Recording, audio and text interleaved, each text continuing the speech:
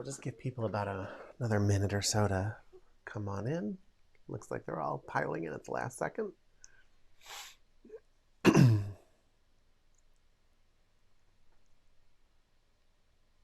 right, everybody. So you know the drill. Just arrive where you are.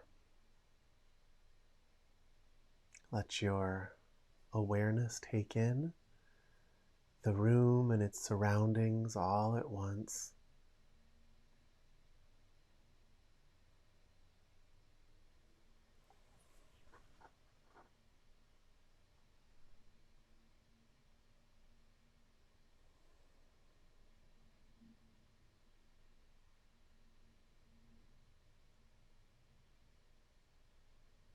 And use your attention on the breath to just kind of anchor you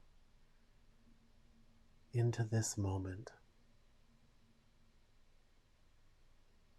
Each breath you take is the breath of that instant.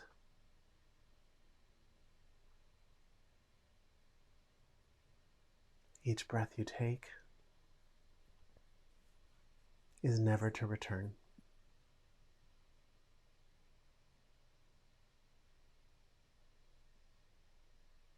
This moment right here, right now, will never repeat itself in the exact same way.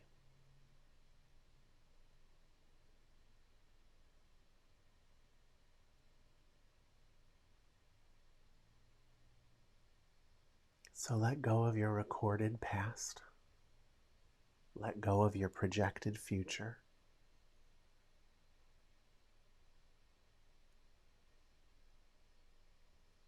And be with this unique moment, this unique remark of life. Do that now.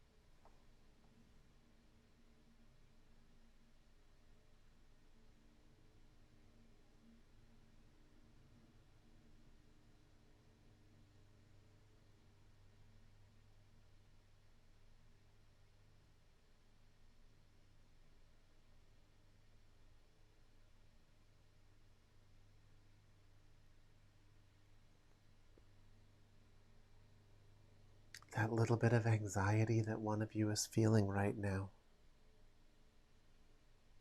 On the inhale, just let the breath touch it. Let the breath flow into that part of your body, that part of your being, and just give it an opportunity for healthy interaction with the moment.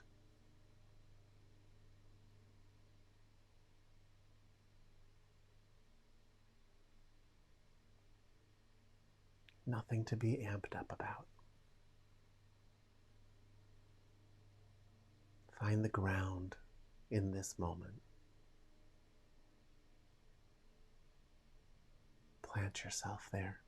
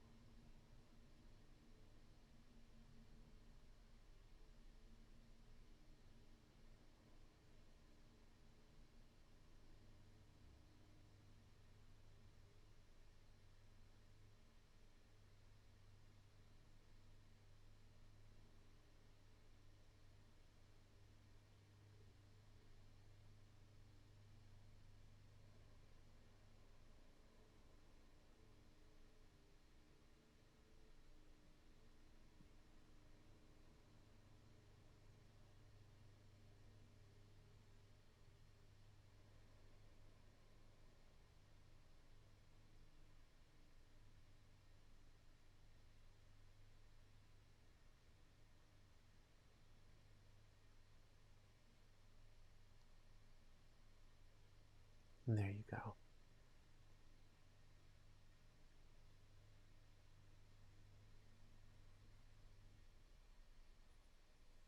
Just arrive. Nothing to do once you're here.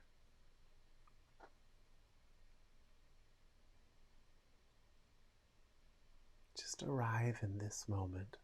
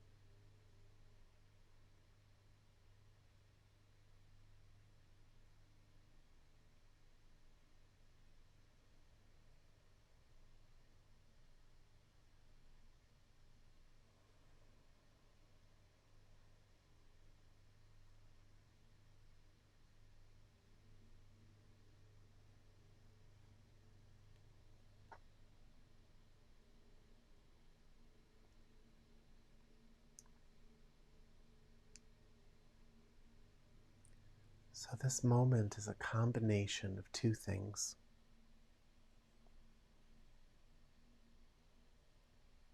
With endless stratifications within it.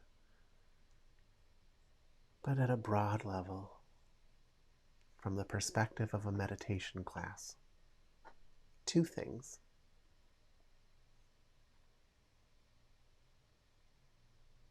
One is that open, resonant, vacuous, nothing space. That backdrop of silence, stillness, that everything sits within.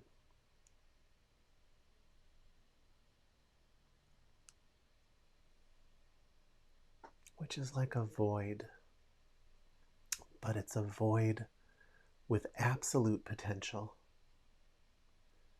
A void that is just waiting to spring into manifestation.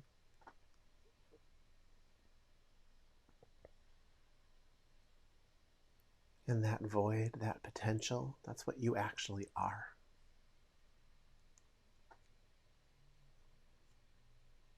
It's unmanifested consciousness. Ready to become literally anything.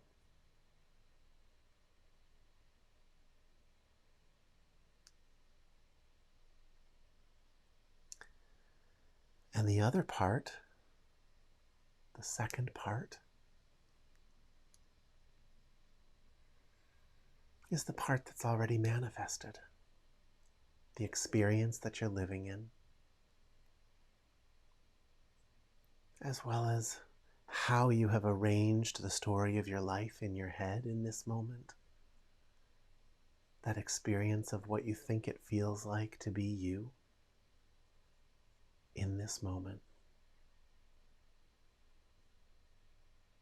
The world. Your world.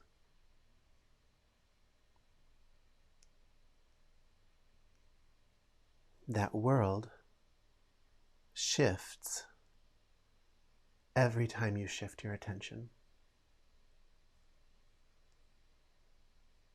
That vacuous, empty, nothing silence does not shift. That's the part of you that's real. That's the part of you you don't have to hold in place through this dialogue in your head.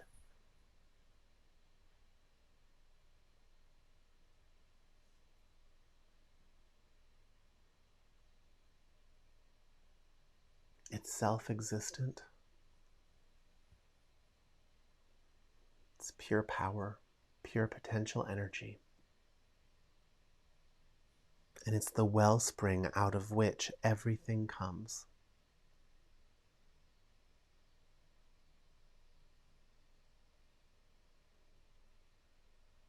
Sit with that for a little bit,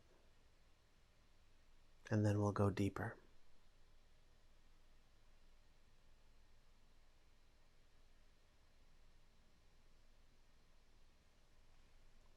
Sit with that wellspring of the void.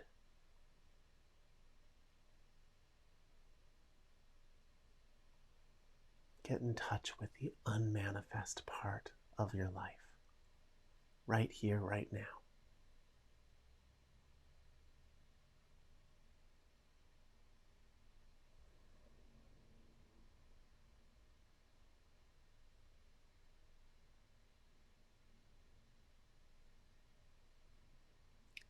This is the part of you that is here before you were born. It's the part of you that will exist long after your idea of yourself in this life is rotting in the ground in an expired brain.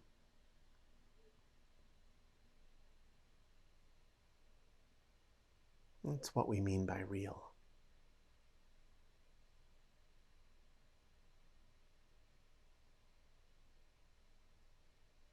It's the part of you that doesn't die. It's the part of you that's never born.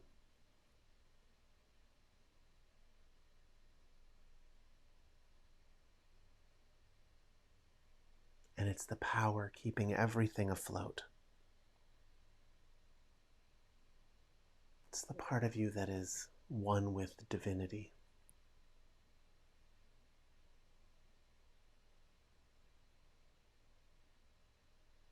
And you can get as religious as you want with that. Or you can sidestep religion altogether. It's just about paying attention to what is. Religion is a story designed to lead you to that. If it doesn't get too manipulated by mankind along the way.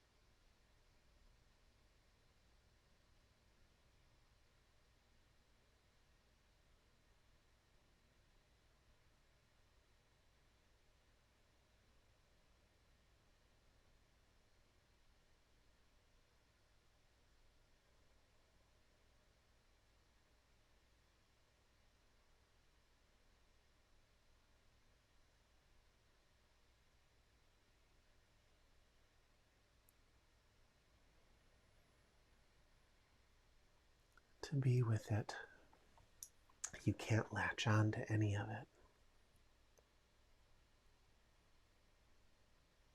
You have to let it all exist in the space at once. So there can't be anything to understand. There can't be anything to nail down or figure out.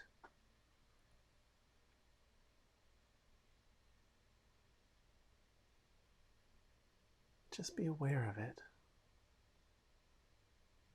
Whatever you can see. As you breathe in and breathe out.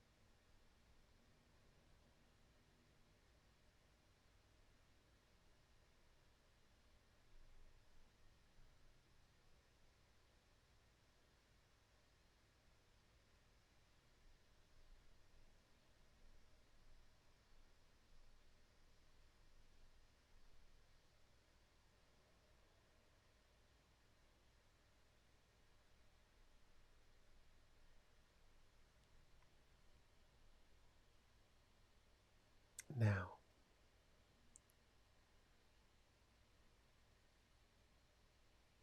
within that vast ocean of pregnant emptiness, within that vast ocean of absolute potential, within that vast ocean of unconditioned consciousness, within that vast ocean of your true self,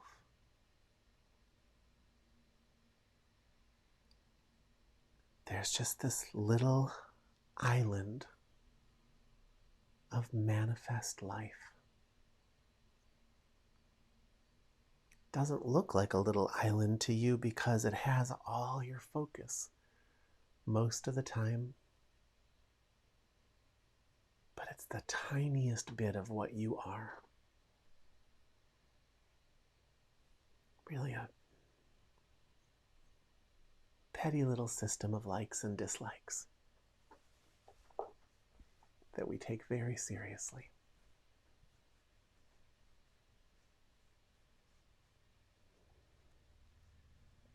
this tiny little island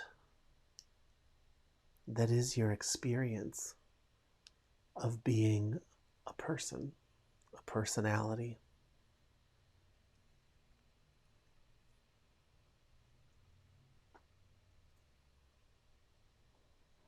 A play of shadow and light that has captured our attention for thousands of years.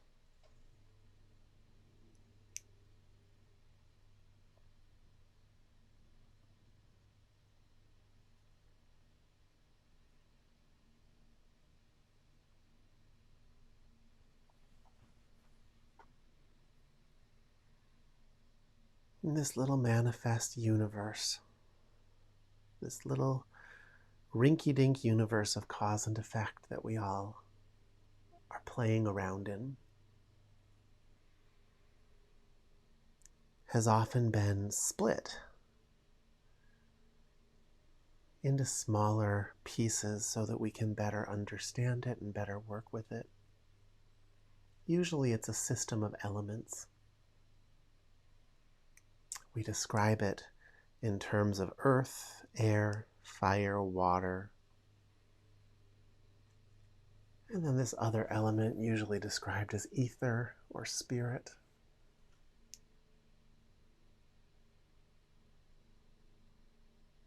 It's an analogy, really.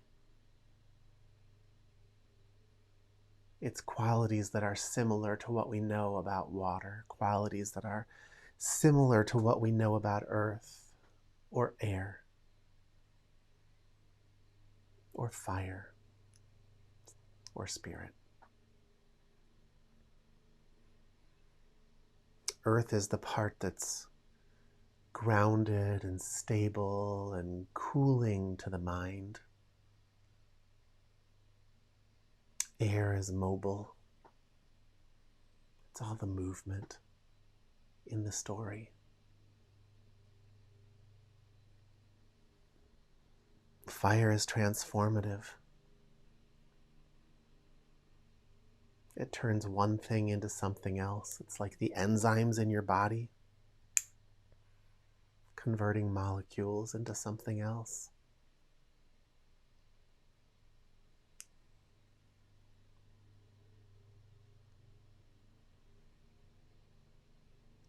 Water is a connecting property.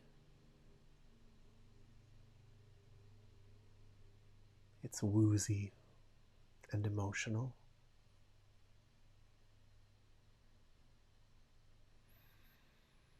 Spirit is vacuous.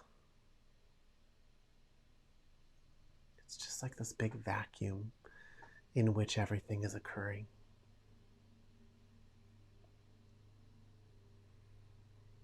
Another way to look at it is that earth is your physical resources, your money, your body, physical matter.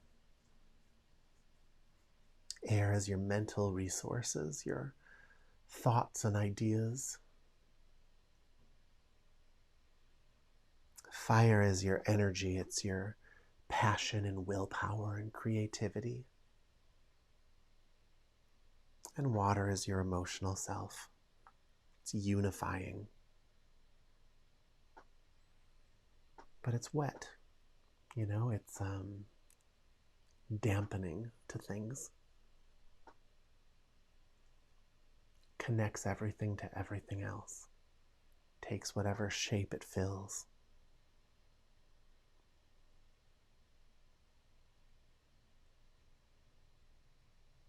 Spirit is that part of you that sort of sits above all of it. It's that upper center that we focus on.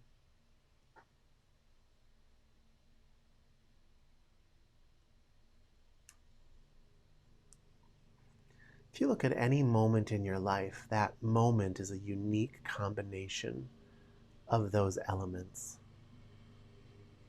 There are other element systems too. It's just a difference in how they describe the one thing that is manifesting. But I think in the West, those elements are pretty easy to understand.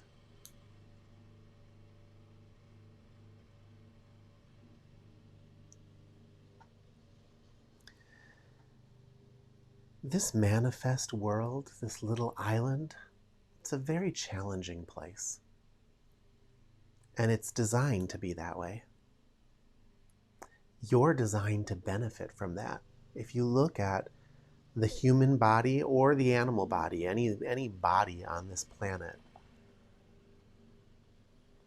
it's designed to grow by challenge. It's designed to respond to discomfort through evolution. It finds ways around every barrier. And if you go back and you look at everything you've been through, all of the worst moments that you've been through, I think very few people would deny to themselves that most of their strength is derived from how difficult all of that was. The challenges that they took on and the challenges that were imposed upon them. This is a world of challenge. All personal power is acquired through challenge. People who are not challenged usually grow into fairly weak beings. And there are people like that. I've seen people who just, they've got a relatively easy childhood. They move into adulthood, and the beginning of that is pretty easy. And they're surrounded by friends. They don't seem to need to do anything to be popular. But at some point they look up and they realize they never bothered to build a life for themselves. Because they just didn't feel like enough was missing.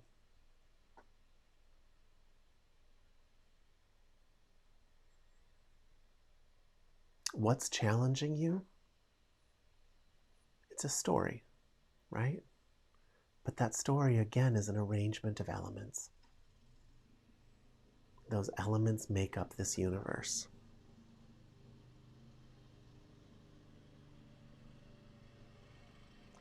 So right now, what I want you to do is I want you to look at something difficult in your life. I want you to look at something that has been a source of stress for you,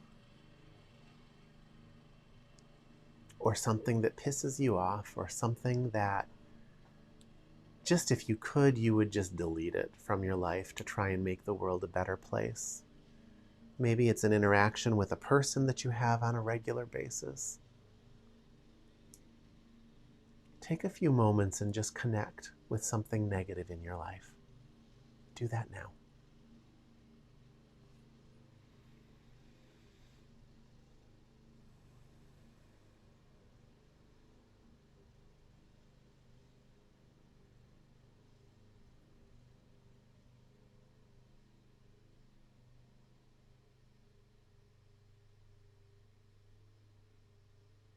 Get a really good, clear picture of it.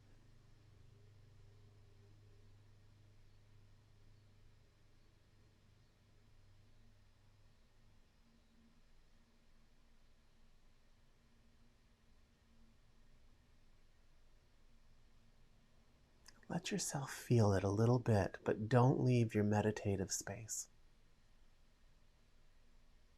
Find that threshold where you can look at it, but still be in meditation. See if you can find that now.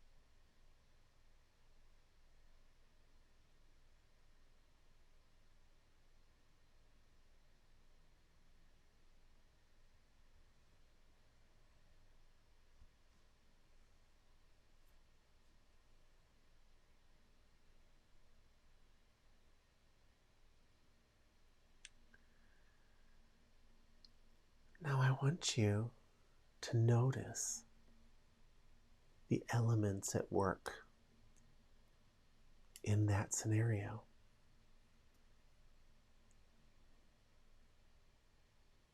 Look for the fire. You'll often see that in anger, manipulation, anyone trying to change things, anyone projecting their will or their passion.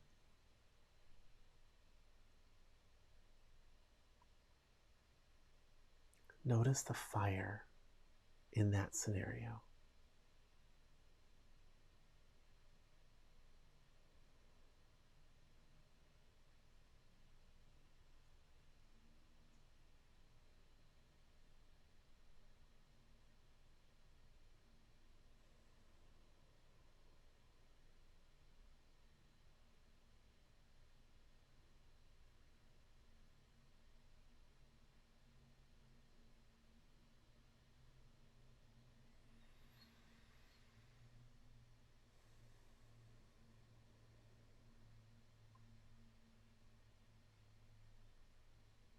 Now notice the air.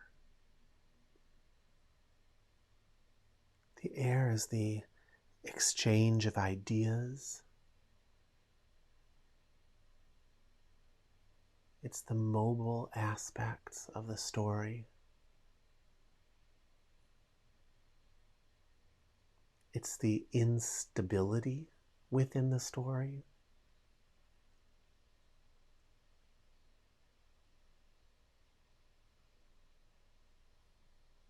The erratic movement within the story. Find the element of air in that story.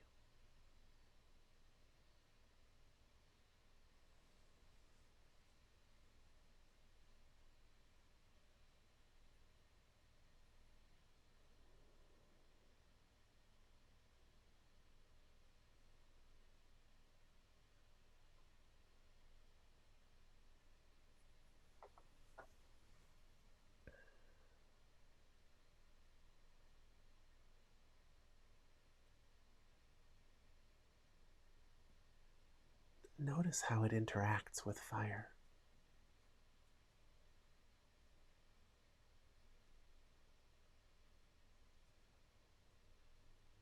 It's that movement that provides volatility to the fire.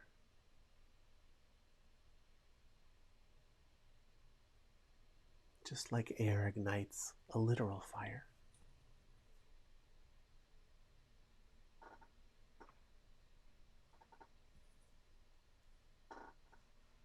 That willpower, that manipulation, that passion. It's responding to the fluctuations, to the movement.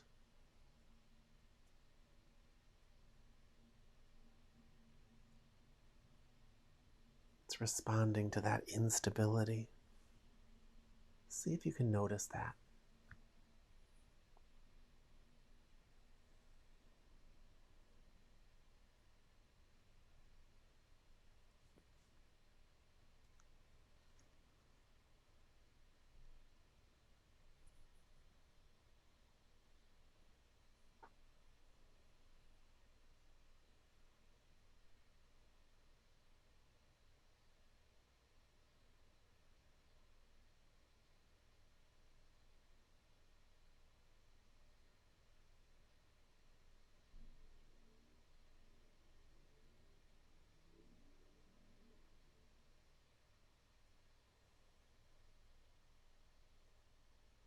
Now look for the earth in that story.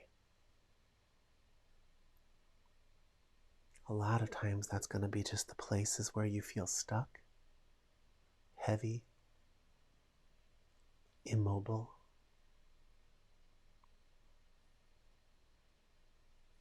A lot of times that's the fatigue that comes from the explosive fire responding to air.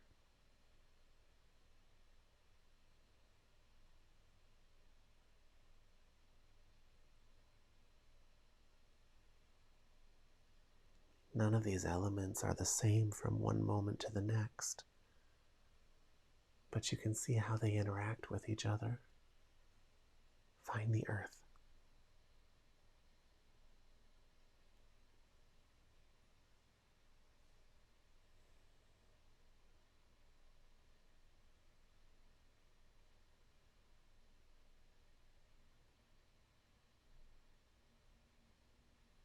In some stories, it's the line you draw in the sand. Sometimes we use earth to not be pushed any further.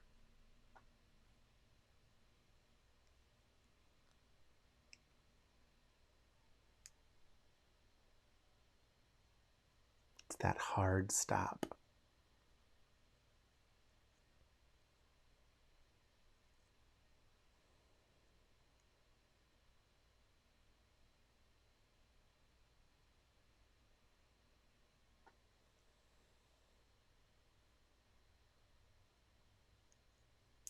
But all of this comes with feeling, our emotional response to what's happening. And that's the water. Find the water in your story. That difficulty and your emotional reaction to it.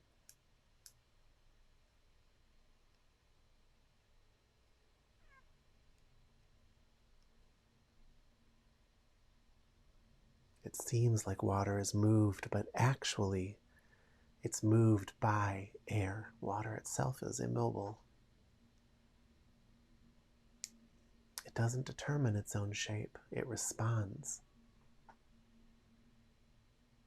It responds to the shape of what's happening.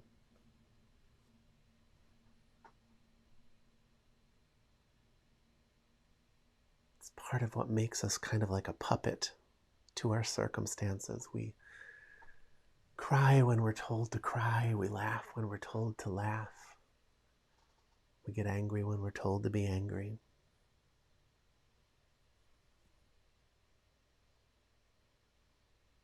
We're fluid. We can shift between those different states.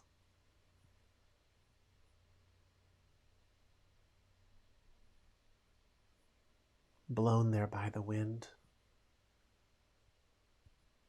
we slip into the form provided to us by the earth.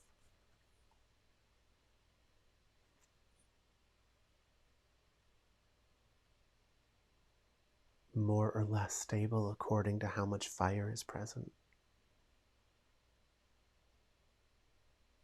Can you see that?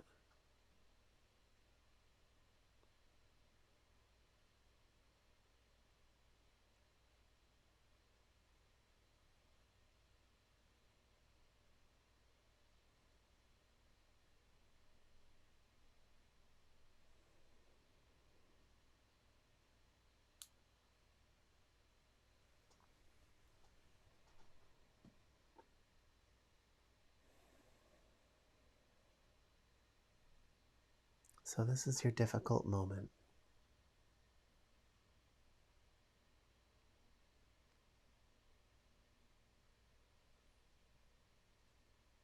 And here you are looking at it from above, seeing it all at once. That's spirit. That's ether.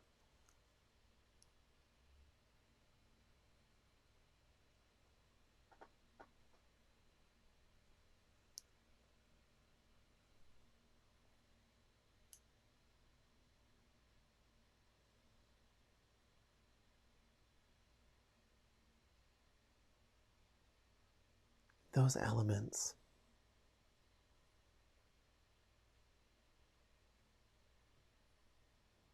even though they're making a difficult situation for you,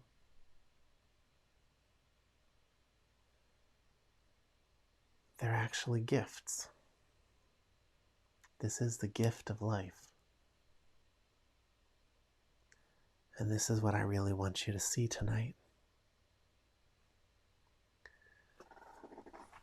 Those elements, that arrangement, that arrangement of the elements,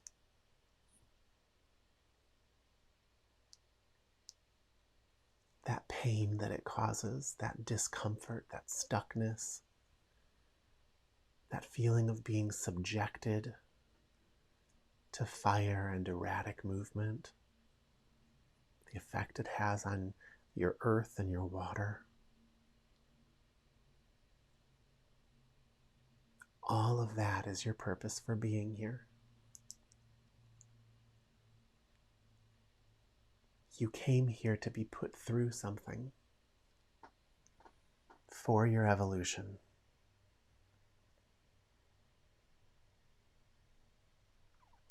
You came here to acquire personal power through challenge.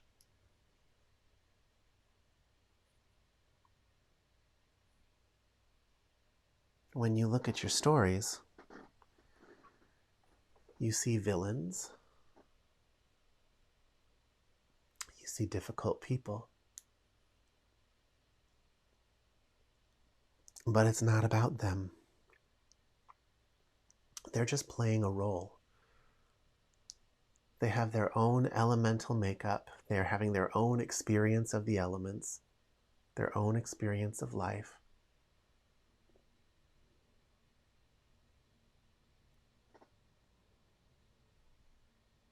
And you're being subjected to that for your growth. So these things that look so difficult to you, these things that look so unpleasant,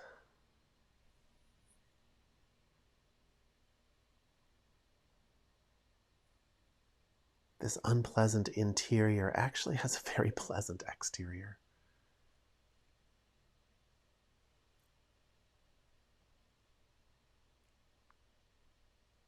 The worst things in your life are actually there to gift you with something. They're there to help you.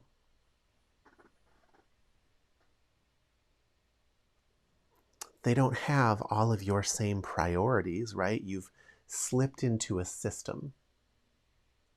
You know, you've slipped into this big Dr. Seuss machine to be pounded into shape, to be forged in the fire, cleaned by the water, dried off by the air, stabilized by the earth.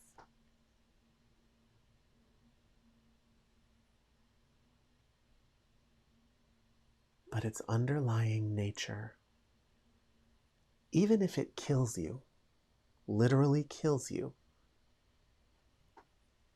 its underlying nature is good. Its underlying intent is good, even if the people involved do not have good intent. That part's kind of irrelevant. You've attracted that into your life, and it's a bunch of smiling forces trying to help you build yourself up. They don't care if it kills you because you're bigger than one lifetime. And it's not to negate anybody's pain. Life is legitimately painful. And we should legitimately be trying to help people find their way through that pain as quickly as possible. But as soon as we do, they'll find a new pain, because that's what life is. That was the message of the Buddha. Life is suffering. And that's okay. That's why you're here.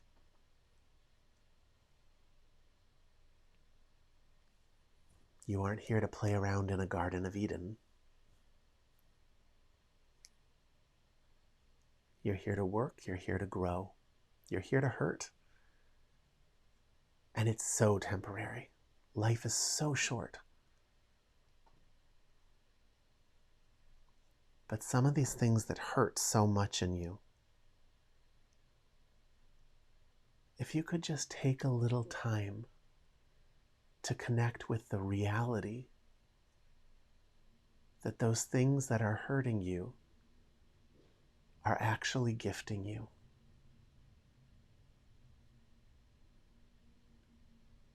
That they are a necessary mechanism of life, necessary for your growth. They are the product of a friendly intent, even if it's the worst thing you've ever experienced.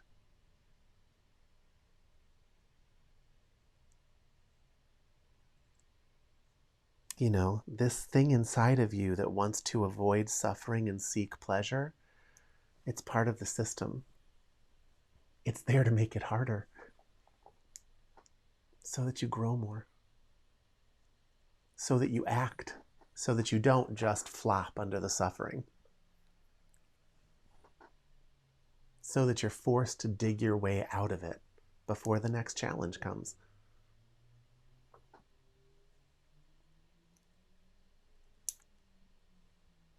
This is the reality of life.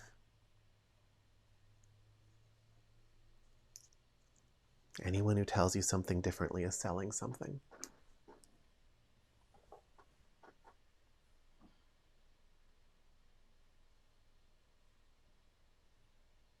See it for what it is and embrace it.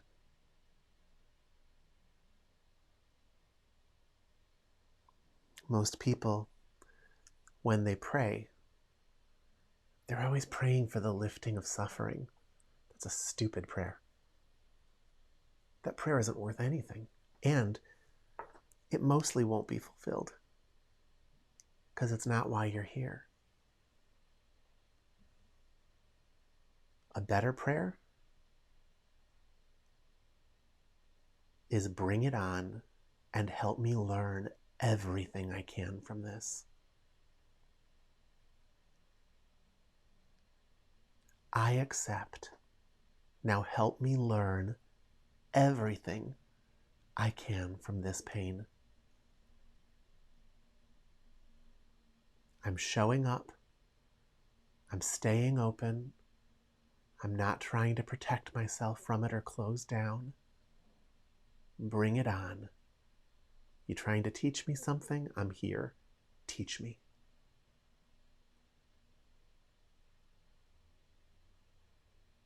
Now that's a prayer.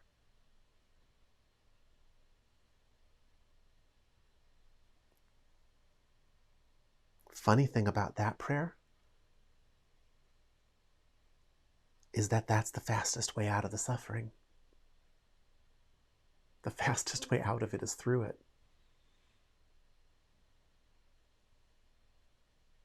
And as you get through it, it doesn't just pass. You gain understanding.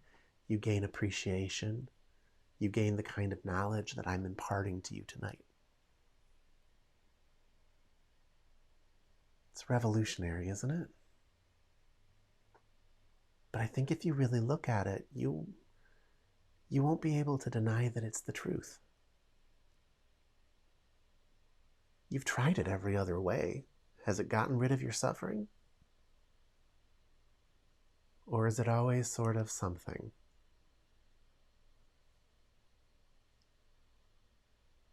So at what point in your life, at what point before you finally drop dead,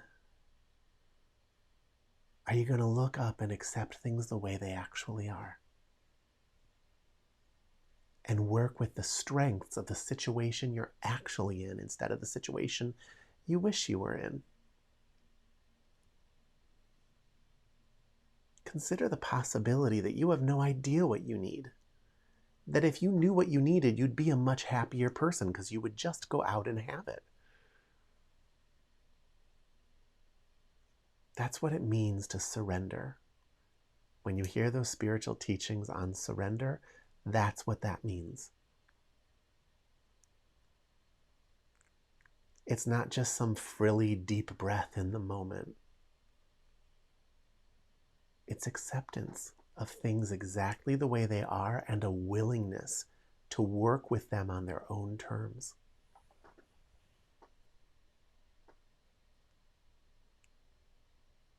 If you spent the next 7 days really doing just that. Can you even imagine who you would be 7 days from now? You would grow in ways you can't even imagine. And you can handle anything for 7 days.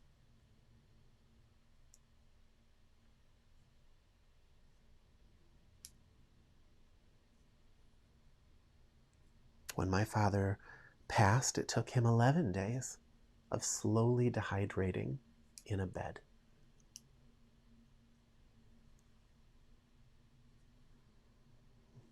That's how a lot of people die.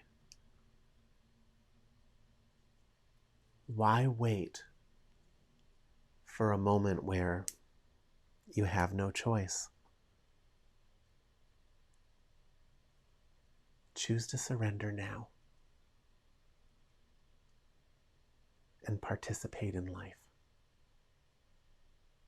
the way it actually is.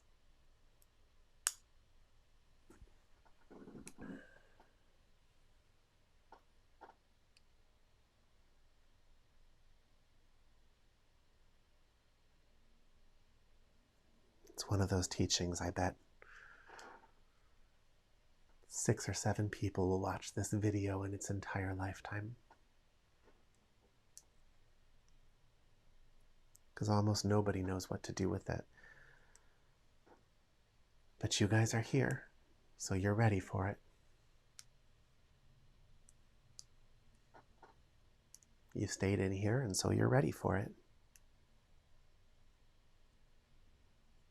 What are you going to do with it?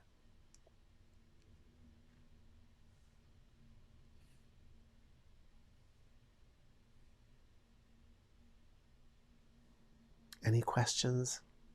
Anything at all about that? You can either put them in the chat or you can unmute yourself.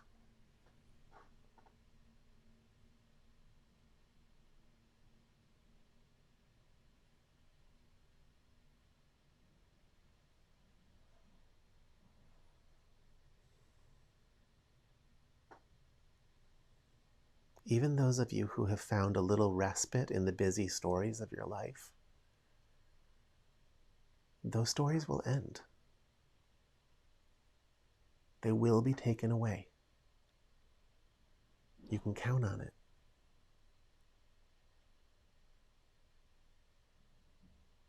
Stand up and face it. Don't just hide from it until it takes you. That's a spiritual warrior. It puts you in the top 1% of human functioning. And by the time you're done,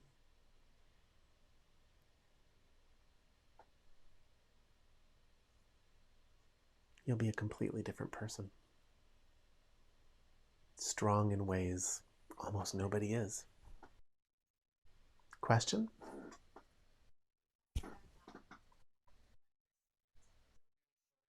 Mm-hmm.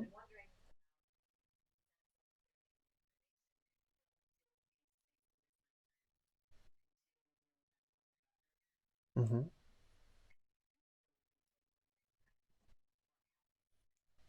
Okay. So the question, just for the recording, that I'm pretty sure no one will watch, is, so, if there's like reincarnation, for example, if you don't deal with these things, you end up dealing with them again in the next lifetime. But if you do deal with them in this life, what happens? If you deal with them in this life, then a fundamental shift happens to your energy body. And that fundamental shift changes the little scars that make its way into your next life.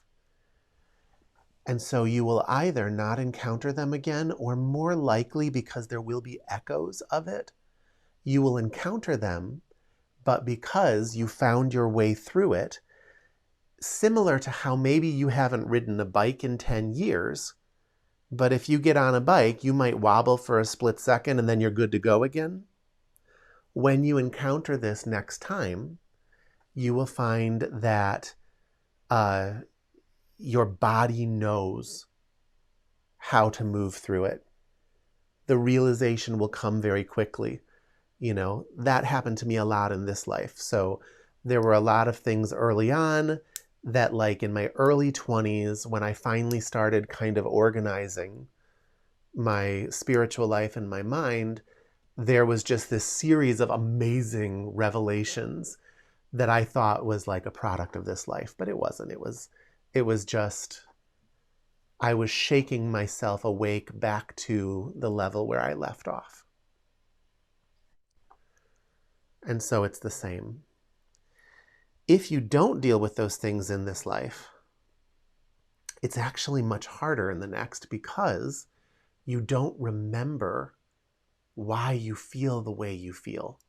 So you'll come back with all those negative feelings surrounding all of that, but you won't be able to attach it to a story.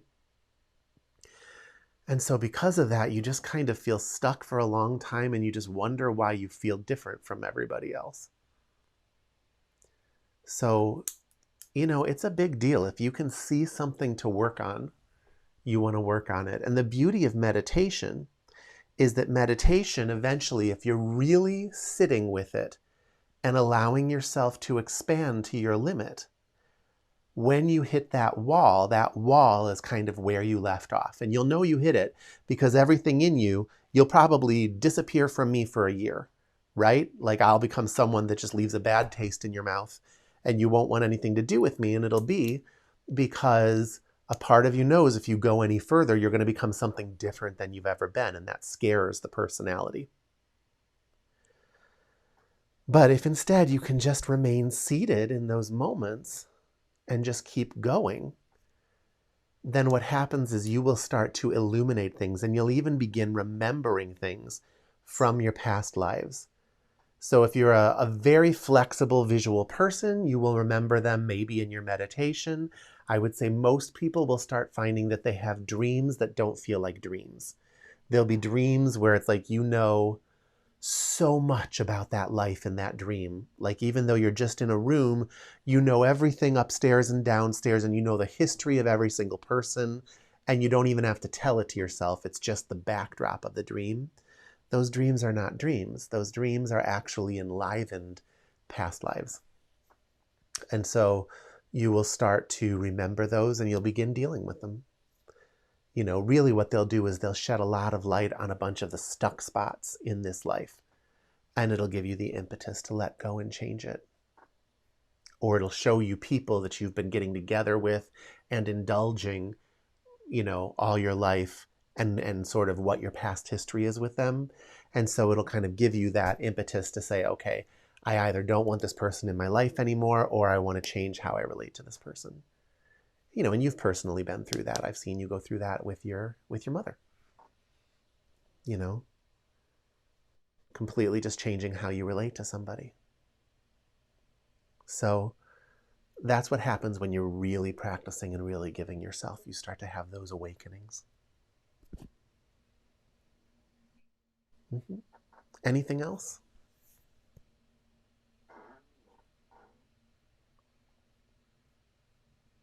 Okay, guys.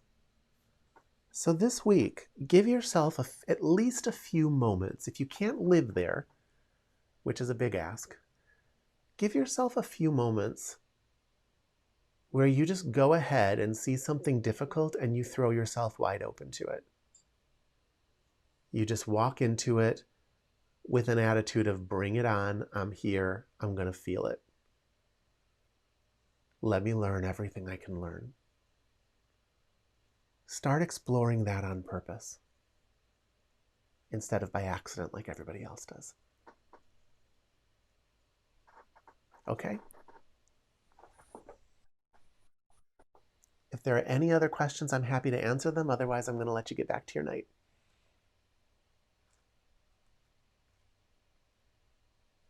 You bet, Sarah. All right, everybody. I will be here next week, and I will see you then. Have a great week. Thank you.